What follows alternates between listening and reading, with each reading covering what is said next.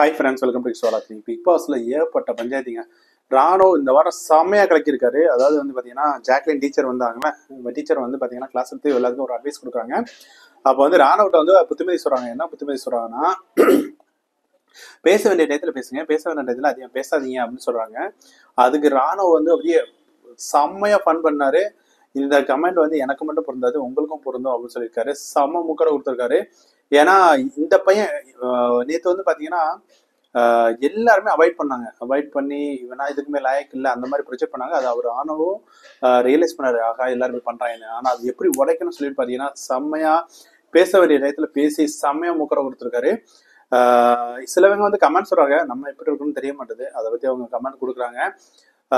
அதுக்கடுத்து பார்த்தீங்கன்னா தீபக்கிட்டே தெரியும், நீங்க அறிவாளித்தனமா இருக்கீங்க, அதனால வந்து பாத்தீங்கன்னா அறிவாளி மாதிரி பேசிட்டு இருக்காங்க, எனக்கு தெரிஞ்சதை நான் சொல்லி கொடுத்துருக்கேன் அந்த மாதிரி சொல்லிட்டு இருக்காங்க. எல்லாருக்குமே நோஸ் கொடுத்துருக்காங்க. அப்புறம் பார்த்தீங்கன்னா சத்யாவுக்கும் ஜாக்லின் கூட பஞ்சாயத்து போச்சு.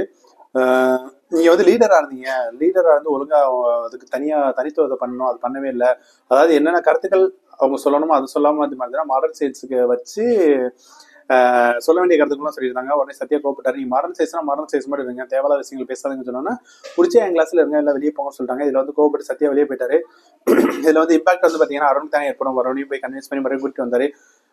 அதுக்கடுத்து பாத்தீங்கன்னா ஏற்பட்ட ரியா வந்து இந்த வாரம் தெரியவே இல்லையா, அதனால வந்து ரியா எந்திரிங்க உட்காருங்க, அப்பதான் எல்லாருக்கும் தெரியும் அப்படின்னு சொல்ல வராங்களாம்.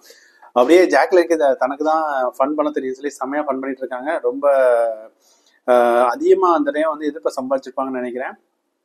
எனக்கு தெரிஞ்சு இந்த வீக் வந்து ஜாக்லினோட பெர்ஃபார்மன்ஸ் கொஞ்சம் டவுனா இருக்குன்னு நினைக்கிறேன். அவங்க இருந்த வன்மத்தப்பெல்லாம் இந்த ஸ்கூல் டாஸ்க்ல கக்கிட்டாங்களோ அப்படின்னு நான் நினைக்கிறேன். உங்களுடைய ஒப்பீனியன் சொல்லி கமெண்ட் பண்ணுங்க. பிடிச்சிருந்தா அனுப்பி லைக் பண்ணுங்க, உங்க ஃப்ரெண்ட்ஸுக்கு ஷேர் பண்ணுங்க, மறக்காம சேனல் ஃபாலோ பண்ணுங்க. பிக் பாஸ் ரிலேட்டட் போயிட்டு போட்டுட்டே இருக்கோம், கண்டிப்பா ஃபாலோ பண்ணுங்க. தேங்க்யூ.